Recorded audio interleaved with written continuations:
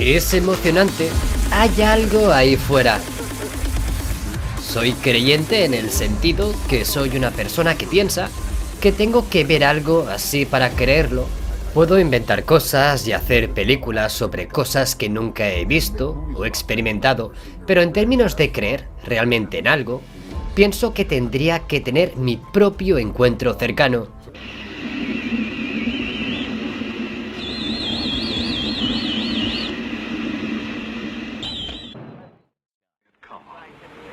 That's when we should have prepared ourselves for any eventuality. But we didn't. While the Secretary General of the United Nations made the first official announcement of the arrival of creatures from outer space.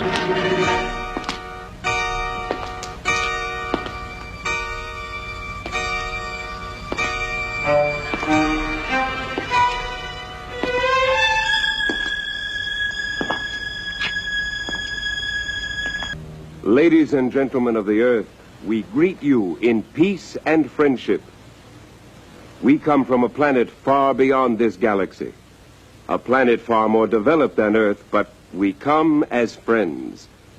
Although we know your language, our own methods of communication are mental rather than verbal. Hence, the voice you hear me speaking with is totally mechanical. There is nothing ulterior in our motives, nothing at all. You will discover this for yourselves before too long, simply by testing the various devices which we will make available to you. Espera, perdona, que quiero decir, la línea intermedia del 2033-2036, que creo que será más 2036, ¿ese correcto. es el contacto? Porque la de 2046 parece que es la llegada, el arrival. Puede ser. Pues muy bien visto. No, eso no se me había ocurrido. Tienes toda la razón. In the movie Arrival, which I recommend, you know, it has some strong points in it. Movie. It's a cool movie, yeah. The aliens come and they have these pods positioned all around the world. By the way, the hubris of us to imagine that aliens would care about us or be curious about us. Right. That's hubris. It's like we're so interesting that another species that can travel across the galaxy is going to study our behavior. Scientists don't agree that what you can't identify is alien. Try to think differently about it and ask, if they were aliens visiting Earth, what would that be like? Somebody would see it. Somebody would have photographed it. It would have ended up in Google Earth. It would show up in many more airplanes, given how many airplanes fly around the Earth every single hour. Or just think that through. The absence of that level of supportive evidence, for me, is very strong against the alien interpretation of something you can't identify in the night sky. Seth Shostak, a senior astronomer at the Seti Institute, believes that any hostile alien civilization that is cruising around the galaxy would likely have already picked up radio signals from Earth and come to conquer us. The fact that we've been left alone to develop on our own might indicate that any alien species exploring the galaxy right now just doesn't find us interesting enough to bother with. Or in an even more optimistic scenario, they're waiting until we're more technologically advanced before welcoming us into their space federation. The truth of the matter is we are not prepared for first contact with aliens. Since going to the moon, humanity has greatly reduced the amount of time and money we invest in space exploration. This means that we're probably better prepared back in the late 60s and 70s for alien contact than we are today. Our first contact protocols are likely outdated, and any aliens we come into contact with will either not bother with such a technologically inferior species as humans, or they'll just make us their pets. Michael here, but what could be out there? The likelihood of extraterrestrial intelligence has been the subject of an equation, and the current lack of any communication with aliens the subject of a paradox. But here's a different question. If we were to hear from intelligent life beyond Earth, what would really happen next? Well, no government has ever officially adopted a post-detection policy. And when asked how they would deal with a confirmed message from extraterrestrial intelligence, the United Nations Office for Outer Space Affairs simply said that their job does not include any issues regarding the question you pose. So are we unprepared? Would chaos ensue? These things are unlikely, but the way we prepare for and anticipate our species encountering one from beyond Earth is important and illuminating, even though improbable.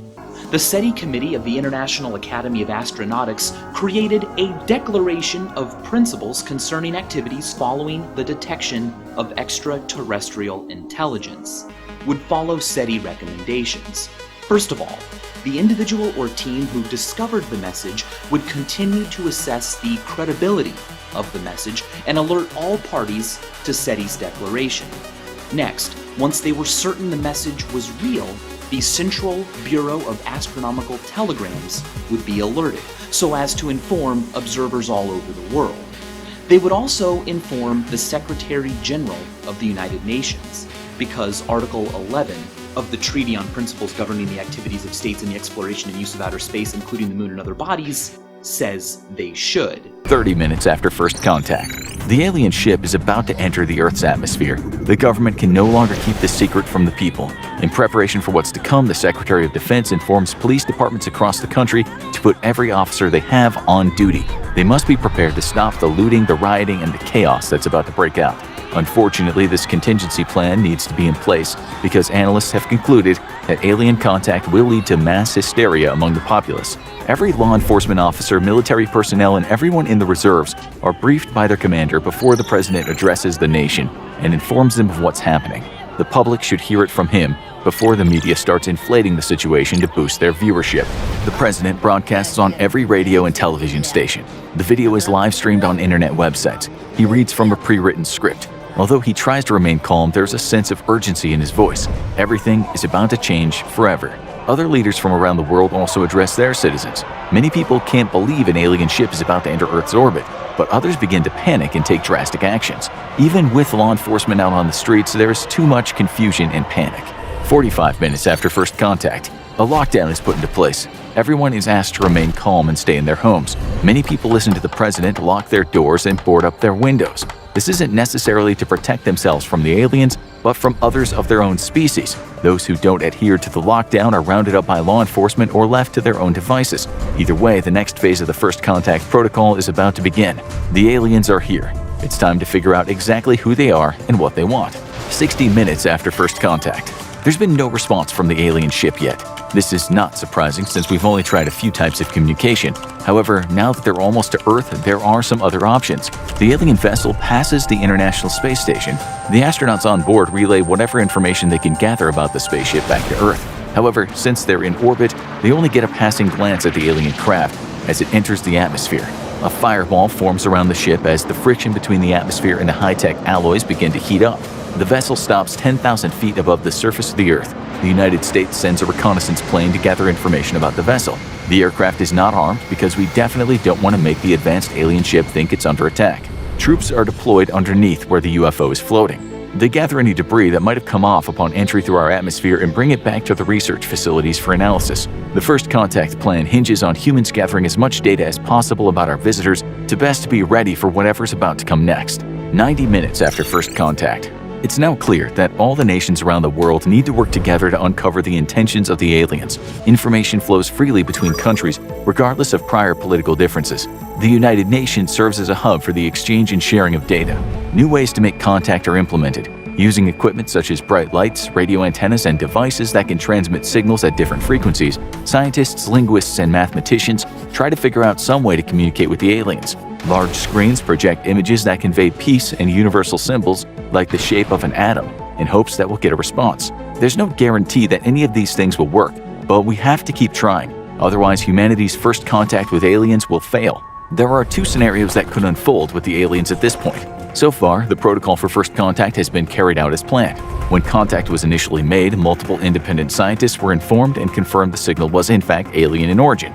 Then the government was contacted, and they took action around keeping the public calm while gathering as much information as possible on the aliens. Now, based on the response of the extraterrestrials, the final part of the plan can be implemented. 24 hours after a peaceful first contact. Even though the aliens have not responded, this is a win for the humans. It means they likely don't have any hostile intentions, and we haven't done anything to provoke them into violence. It's also possible that the extraterrestrials have been sending a return message, but we just haven't discovered or deciphered its meaning yet. We probably won't understand their response right away, but given time, our scientists will figure out its meaning and a dialogue can begin. The most likely scenario in this situation would be that the aliens would figure out a way to communicate with us long before we figure out a way to communicate with them. So they would end up solving the problem for us. The fact that they have traveled light years to get to our planet means they're vastly more advanced than we are. They'll likely have technologies we can't even dream of, one of which might be a universal translator or a way to dumb down their communication methods to our levels. 48 hours after a peaceful first contact, scientists begin to get results from the initial alien signal that they fed into computers. The patterns in the signal sent by the aliens are quantified and laid out in a way to find repetitions and meaning. The data deciphered by our computers is shared with other scientists worldwide as we look for a way to make sense of the codes hidden within the alien signal. Now that the alien ship has stopped moving, the military has set up a full perimeter around it. The streets are empty, shattered glass from storefronts line the sidewalks, abandoned cars sit lifelessly on the roads. People everywhere are glued to their screens as they watch the events of history unfold between humanity and the first intelligent life we've ever come into contact with. As time goes on, the only thing anyone's talking about is the aliens and their ship. Doomsday preppers assume the end has come and hunker down in their bunkers. Many people have locked their doors and await further instructions from world leaders. Others are making their way to the location of the alien craft so they can see it with their own eyes. They're stopped miles from its location by military personnel blocking all routes that lead to the ship. The first contact protocol in place restricts civilian access to the aliens. Only government agencies, scientists, and military personnel are allowed to try and make contact with the aliens. They're trying to minimize the number of variables that might lead to confusion or hostilities. 72 hours after a peaceful first contact, the protocol remains the same. The government works with scientists and other nations to try and talk to the aliens. We still need to know why they're here and what they want. Since there has been no conflict, it does not seem like our new visitors want to wipe us off the face of the Earth. We've now advanced past the first contact protocols and are just trying to make sense of the situation. Under ideal circumstances, we would eventually find a way to communicate with the aliens. They would share their knowledge and technology. We would join a federation of galactic civilizations and explore the final frontiers of space. Humanity would spread across the stars in peaceful exploration and missions to bring other species to a thriving galactic community.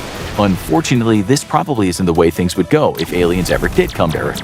In a more likely scenario, things would go very differently and very badly for the human species during our first contact protocol, 24 hours after a hostile first contact. As we signal the alien ship to try and communicate with them, they vaporize our scientists and destroy all reconnaissance planes. Massive doors on the alien craft open, and an invasion fleet swarms down to Earth. It's now time to put the second part of the first contact contingency plan into place. We hoped we'd never have to do this during our first contact with aliens, but it's now become inevitable.